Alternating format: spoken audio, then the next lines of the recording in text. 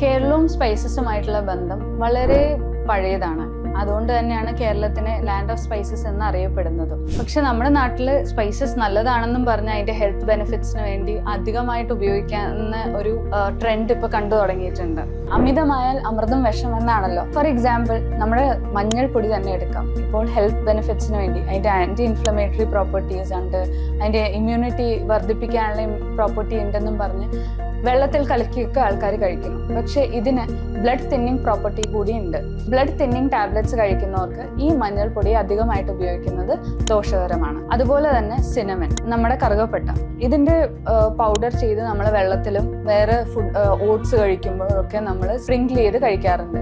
ഇതിന്റെ റെഗുലർ യൂസിലൂടെ നമുക്ക് liver toxicity, hypoglycaemia, അതായത് പെട്ടെന്ന് തന്നെ ബ്ലഡ് ഷുഗർ ലെവൽ കുറയുന്നത് ഒക്കെ ചാൻസസ് കൂടുതലാണ്.